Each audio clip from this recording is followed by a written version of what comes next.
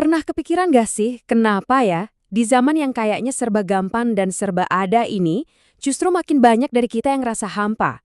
Hari ini, kita bakal coba kupas tuntas sebuah paradoks zaman modern, krisis makna hidup.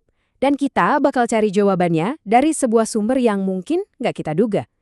Coba deh, pernah ngerasa kayak gini nggak? Kalau dilihat dari luar, mungkin semua udah oke, karir ada, fasilitas lengkap, tapi kok rasanya ada yang kosong gitu di dalam. Sebuah kehampaan yang susah banget dijelasin. Kalau iya, tenang, kamu nggak sendirian. Dan fenomena inilah yang akan kita bedah bareng-bareng. Nah, ini dia nih, yang namanya krisis makna hidup. Jadi ini bukan sekedar lagi bad mood biasa ya, tapi sebuah kondisi yang lebih dalam, di mana hidup itu rasanya nggak punya arah, nggak punya tujuan. Padahal kalau dilihat dari luar, semuanya kelihatan sempurna. Inilah paradoks besar di era kita. Oke, kita mulai dari bagian pertama, krisis di zaman modern. Perasaan hampa ini nih tuh sebetulnya bukan cuma masalah personal kamu atau saya aja, tapi bisa dibilang ini gejala zaman. Kita hidup dikelilingi kemajuan teknologi yang luar biasa, tapi anehnya banyak dari kita justru merasa makin jauh, makin terputus dari sesuatu yang lebih hakiki. Yuk kita lihat kenapa ini bisa terjadi. Sekarang kita masuk ke bagian kedua, akar kegelisahan. Mungkin kamu mikir, ini kan masalah orang modern. Tapi gimana kalau saya bilang masalah ini tuh sebetulnya udah didiagnosis dari ribuan tahun yang lalu? Kita akan lihat gimana sebuah teks kuno seperti Al-Quran ternyata ngasih kita wawasan yang mengejutkan tentang sumber kegelisahan yang sebenarnya udah tertanam di dalam diri kita. Oke, sebelum kita lihat ayatnya, coba kita pahami dulu kerangkanya. Anggap aja ini bukan sekedar teks religius, tapi semacam peta psikologi manusia. Sebuah peta yang ngejelasin apa sih yang terjadi sama jiwa kita saat kita kehilangan pegangan spiritual. Dan ini dia diagnosisnya. Sesungguhnya, manusia diciptakan bersifat keluh kesah. Sumber ini bilang kalau rasa cemas, gelisah, dan gak gampang puas itu adalah bagian dari setelan pabrik kita. Sebuah kecenderungan alami yang kita semua punya. Terus, gimana sih wujud keluh kesah ini dalam hidup kita sehari-hari? Nah, tanpa adanya fondasi spiritual, ia bisa muncul dalam berbagai bentuk. Misalnya, kita jadi gampang banget ngeluh, selalu cemas takut kehilangan apa yang kita punya, gampang putus asa kalau lagi susah, dan bahkan jadi pelit atau egois pas lagi dapat rejeki. Kedengaran familiar nggak sih pola-pola ini? Oke, setelah kita tahu diagnosanya, sekarang kita masuk ke bagian yang paling penting, solusinya. Kabar baiknya adalah sumber yang sama yang ngasih tahu kita masalahnya juga ngasih tahu kita jalan keluarnya. Sebuah solusi yang fokusnya itu ke penguatan batin kita. Nah, di sini nih titik terangnya. Ternyata ada cara untuk mengatasi kegelisahan bawaan ini. Ayatnya bilang ada sekelompok orang yang dikecualikan dari kondisi gelisah ini. Siapa ya mereka? Jawabannya adalah kecuali orang-orang yang mengerjakan sholat. Solusinya dimulai dari menjaga koneksi yang sadar dan konsisten dengan Tuhan. Sholat di sini bukan cuma sekedar gerakan ritual, tapi fungsinya itu kayak jangkar spiritual.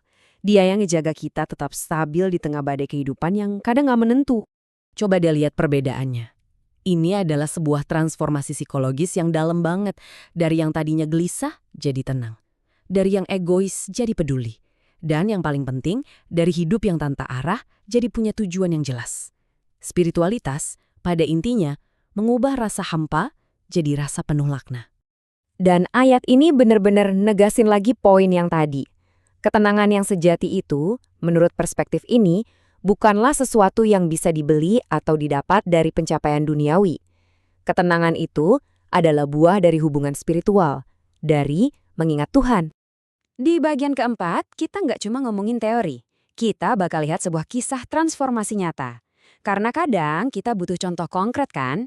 Nah, mari kita lihat gimana konsep ini bekerja lewat salah satu studi kasus paling dramatis dalam sejarah. Ini dia Umar bin Khattab sebelum transformasinya. Bayangin, seorang tokoh yang sangat kuat, keras, pemarah, dan digerakkan oleh ambisi duniawi dan harga diri. Tapi di balik semua kekuatan itu, ada kegelisahan yang sama seperti yang kita bahas dari tadi.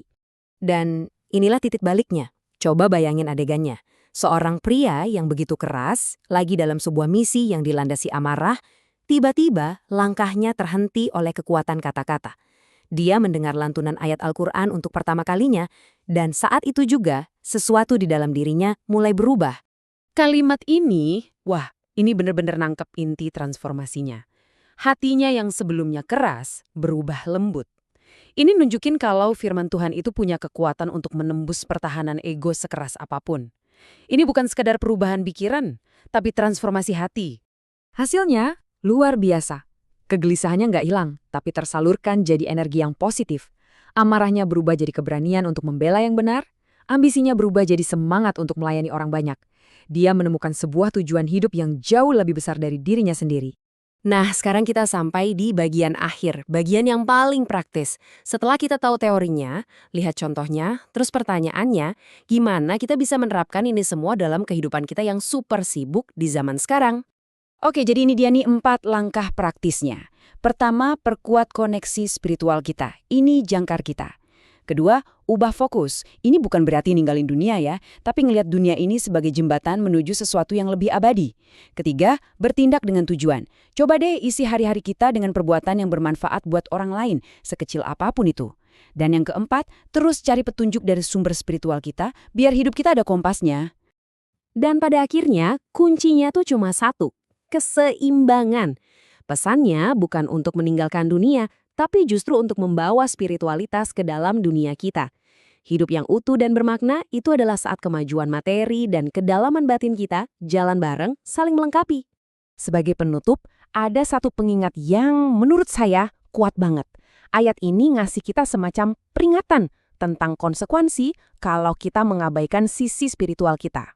Kehidupan yang sempit di sini itu bukan berarti sempit harta loh, karena seseorang bisa aja punya segalanya, tapi jiwanya terasa tertekan, sesak, dan hampa. Jadi, saya mau ninggalin satu pertanyaan buat kita renungin bareng-bareng.